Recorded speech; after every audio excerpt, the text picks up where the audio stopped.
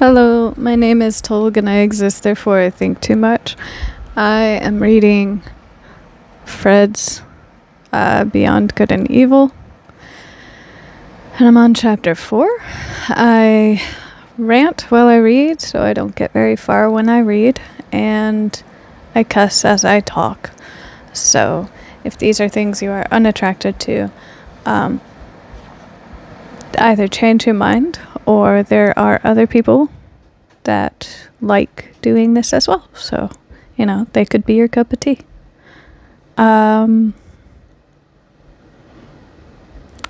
Yep. My brain is still foggy from stress and yesterday going on my own form of a bar crawl. So if I am lacking, it's my fault. Alrighty, so chapter 4 is apophthegms, and interludes. So point 63. He who is a thorough teacher takes things seriously, and even himself, only in relation to his pupils. Did that need to be said? Point 64. Knowledge for its own sake is in quotations. That is the last snare laid by morality. We are thereby completely entangled in morals once more. I never contemplated that as a moral thing. Knowledge for the sake of knowledge. To know something, to seek out knowing something. Is to be complicit with doing things properly. Well, current modern day US would have one understand ignorance leads to apathy. If you're ignorant about a subject, you happen to put yourself in a position of feeling rather apathetic towards it, and when you feel nothing or limited towards it, you can easily fall into feeling negatively towards it. And due to being ignorant, and not naive, but ignorant, you can easily fall in line with justifying your stupidity as it's some form of morality or ethics, without further defining it, just understanding that you are complicit with other people of like mind, and in that, feel comfort in your blatant and violent ignorance. So in some respect, knowledge for the sake of knowledge is a moral standing. I also like knowledge for the sake of curiosity. Did you know that eggplant is a nightshade? Same with tomatoes, I think. Point 65. The charm of knowledge would be small, were it not so much shame there was no punctuation that separated that. Okay. The charm of knowledge would be small. Were it not so, much shame has to be overcome on the way to it. I don't understand why the charm of knowledge is small. Oh. People can't stand to be wrong about things? And so people do not take kindly to truly knowing and understanding something. Instead, they prefer comfort of like-minded ideation, or at the very least, presumption that if they talk the talk and walk the walk, they don't have to do much work to make themselves feel uncomfortable in the appreciation that they first did not know in order to know. I do recognize, especially in my own journey of being called a fucking idiot, and being treated thusly, that if people find they can shame you on something, they absolutely will. I forgot my lamp. Oopsie daisy. Yeah, no, people will absolutely jump on it. I have Missy Elliott now stuck in my head. As a means of, you point a finger, there are 3 fingers pointing back at you. It's not me, it's them. Don't look over here. It was never me. I don't want your ire, the same ire that I intend to cast on others.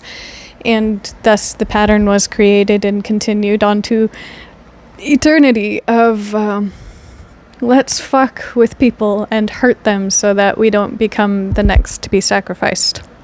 However, once you have sacrificed to the nth degree, there is nothing left to sacrifice but you. So, yeah.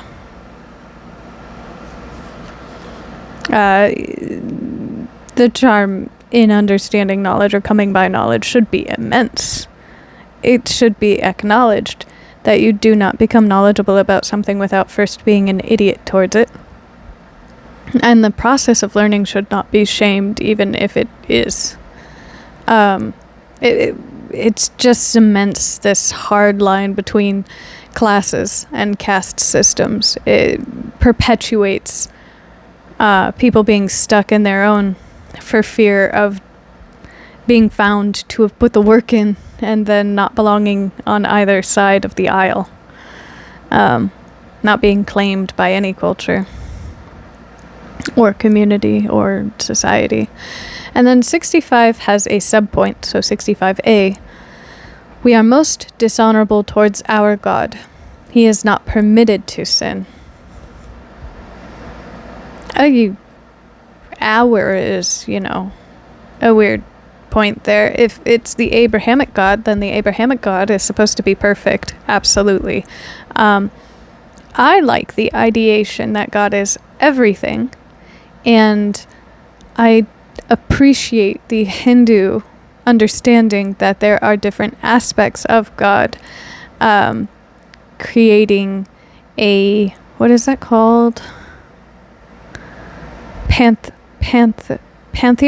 Yeah, pantheon of lesser gods in consideration of the one God that is all-encompassing and infinite. And these lesser gods are attributes of this one God to be understood and praised with the appreciation that they together make one. Much like the Trinity is assessed in Christianity. Yeah, I find that to be the micro is the macro. Microscopic is the macroscopic. You can scale it up and scale it down, but the pattern is kaleidoscopically repeating. The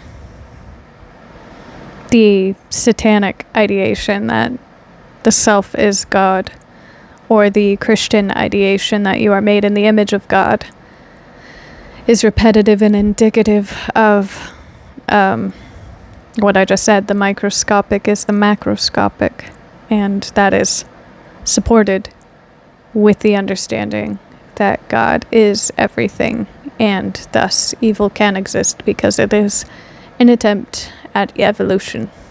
Understanding, appreciating, and growing, and even God has the ability to do that. That is my understanding, and I don't intend to force that on any one religion or any person, but if you subscribe to it, yippee, we have a boat. Where am I? 66.66 is the tendency of a person to allow himself to be degraded. Robbed, deceived, and exploited might be the diffidence of a god among men. Have to, the entire time I'm talking now, probably pastes text on the screen saying, I finally understand. For now, I do not, unless it's equivalent to saying that person is a saint because they have risen above human-like tendencies of exploitation, exploiting others, and instead allow themselves to be exploited without retaliation. At which point, it's not that they're better than, it's that you're a piece of shit. Okay. And I don't mean you. Hopefully you're not exploiting people. I just mean people who exploit people and pointedly do so and chase after that. You have the option to not do it, and you chose to do it, and hold yourself accountable by understanding that makes you a piece of shit. Alright, 67. Love to one only is a barbarity. Interesting. For it is exercised at the expense of all others. Love to God also.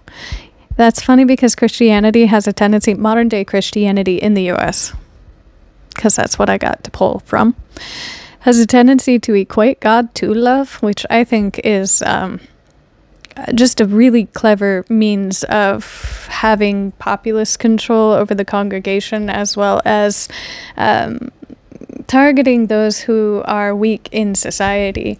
Everybody would understand that love is something that anybody would want. And especially if they've been neglected by a community or a society or those closest to them, it is very easy therein to control someone by their weakest point. Love to one only is a barbarity. I think it's only a barbarity if you are barbarous. Again, if you align yourself with the ideation that anything is okay because I'm only of the flesh, and thus I was created to be evil, and all I need to do to be sufficient enough is to feel apologetic for being an asshole towards people. At which point, yeah, your love to one and not others is definitely probably barbarous, but if you are generally going through life attempting to pay basic levels of respect, which is generally just, hey, if you can do nothing positive towards someone, then leave them alone, I think you're fucking fine. I don't think that's barbaric if you could only stand to love someone, one person in that situation, so long as you are paying the bare minimum amount of respect that every individual is due. 68. It starts out with a quote, so when I say this, it's not me. I did that, says my memory, and then it goes, quote again, I could not have done that, says my pride, and remains inexorable. Eventually, the memory yields. That's very Christian. I was going over that recently with my dad and my stepmom. Was having been raised. God, I keep falling back to that. Having been in the church that I was in, it was very much that your pride can only be allotted if it comes to you by other people taking pride in you, because that is still in line with humility, which is cherished. But if you were to own something of your own person and count it as good, the rest of the congregation stands to say, well, did you pray about that? Did you check it with God? I think you really need to check on that one. You might need to pray on that one a little bit harder. Are you sure you're hearing from God? You seem a little too involved with yourself. It's a really easy way to beat people back into the system that pays out for the majority as well as those on the top of the hierarchy. Teach people that humility is not necessarily knowing your place, but feeling like your place is one, undeserved, and two, beneath everyone else. Or at least that you ought to feel that way, because that is the height of grace, living kindly towards others. It's abusive. It's really fucking abusive. Point 69. One has regarded life carelessly. If one has failed to see the hand that kills with leniency. One has also regarded death carelessly if they fail to see the hand that kills with leniency. To be lenient towards something is to allow something. Almost with a sense of, I said kindness, but yeah, not just to allow it from a position of power, but to allow it with a sense of understanding for that thing that you are allowing. So killing with leniency. is interesting, because I would assume leniency would mean allowing it to exist. Killing with leniency. Maybe it would be right to conclude that it means killing with mercy, like a mercy kill. That generally, sweepingly kills, but is lenient towards some. Maybe that one. At which point, I have failed to see the hand that kills but refuses to kill some. Oh! Judges life without objection, but with subjection instead. Is not true justice, but is a favored and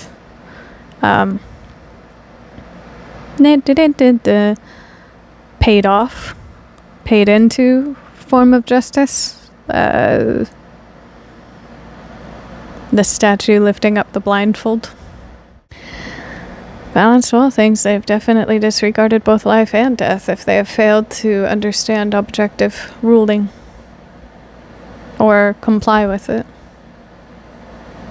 which would imply failed to follow logic. Point 70. If a man has character, he has also his typical experience, which always recurs. My brain is taking that to mean if a man is a character, if a person is a character, then they have their created experience, what they respect to be a normal experience for them. And then that has a tendency to repeat. Which I guess is a form of comfort. And it would be self-soothing to have, consistency. One would hope that this consistency is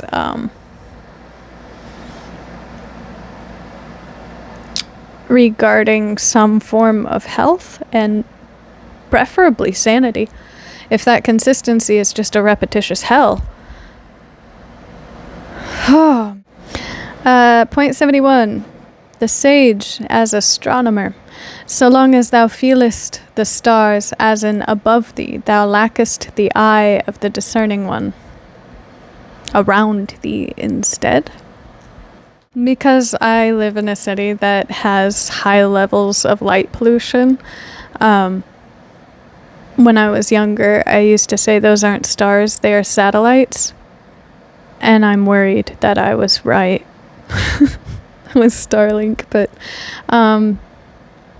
no, one of the coolest things, and thank you to Andrew and Jamin for giving me some of the cooler experiences in my life that I have ever seen. They drove to a little parking lot where you could sit and see the mountains around it, and honestly, I think I was just lucky enough to tag along. Sorry to everyone for ever having to put up with me. But we stared into this bowl of the mountains around us with the Milky Way over us, and then saw a comet shoot through that. Oh, and the Northern Lights were there. It's never... The memory can't replay it like it was experienced. I just feel like I know that it was amazing, but I can never feel that way again. I can never feel that way again. Unless, I have a new moment that feels indicative of that. I just remember the beauty, but I can't get the awe back in my brain. Minutes. So point 72. It is not the strength, but the duration of great sentiments that make great men. Great men are not strong. Great men are wise. And that wisdom is best if it stands up to the test of time. Is how I understand that. Stoics. The Tao. Art of War. Point 73. He who attains his ideal precisely thereby surpasses it. I guess that's just a mindfuck. It can no longer be your ideal if you attain your ideal. So it's the sentiment that if you have an ideal, it needs to consistently be unattainable and perfect. And if it ever becomes imperfect and attainable, I think it has a tendency to wreck people because their logic becomes false logic. At which point, I consistently say, do not make an ideal of people because it is a disservice to the person you have done it to. Do not make a god out of men, humankind, because in one way or another, they always have the ability to disappoint you. And it's a huge disservice and disrespect to an individual to expect perfection of them and to hold them accountable to something that is not feasible, reasonable, by way of understanding our species. 73a, so subpoint. Many a peacock hides his tail from every eye and calls it his pride. Real G's move in silence like lasagna. Pretty sure. I'm pretty sure. I'm pretty sure that's relevant. Okay. Point 74. A man of genius is unbearable unless he possess at least two things besides gratitude and purity. If you're a genius and you know it and you're pompous about it, no one's going to want to fucking hear you. No one's going to give you ground to be able to understand how much of a genius you could be. They just want you to shut the fuck up because all you're doing is not adding anything of worth or of value. Value is subjective. So per the individuals that you are around, what you value is your pride. What they value is theirs and their safety. And what you are telling them by being pompous is that they are unsafe.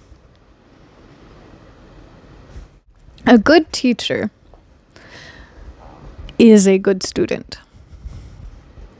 If you are a teacher, you need to understand that you are imperfect and therein allow yourself to be taught, especially in ways of learning how to teach others, as that too is a subjective experience. So as a teacher, you are perpetually a student. So in line with that quote, I know enough to know I know nothing, which is a sense of pride in your humility, but I know enough to know that I'm still lacking, I guess would be a far more reasonable way of saying that. Point 75. The degree and nature of a man's sensuality extends to the highest altitudes of his spirit. Senses extend to the highest altitude of his spirit, depending on how you define spirit, because I'm going over Marguerite Porete, The Mirror of Simple Souls, and especially because it is translated from Old English and French and something else. There has a tendency, I believe, to be some things that are lost in translation, but the discussion is over an annihilated soul. Essentially, what others have come to the conclusion is an ego death. And then that gets traded for the term soul sometimes, and then that gets traded for spirit and body. And so these are used in text as synonyms, which can get really fucking confusing. So if your soul is your spirit, the height of the senses is the height of your soul. Someone pointed out that there, according to them, was a study or I don't know if it's a study, but they were paying attention to a lady with multiple personality disorders, and this one personality, well, all of them were blind, and then one personality was a dude and wasn't blind, could read. At which point they understood that the neurons were subjective per the personality that was operating the body/brain. And then they had to conclude that the experience is not understood by the brain, but controlled using the brain and understood beyond the brain. And I think I understood somewhere that memories were stored in the nervous system. Am I wrong? I could be, stand to be wrong about a lot of things, but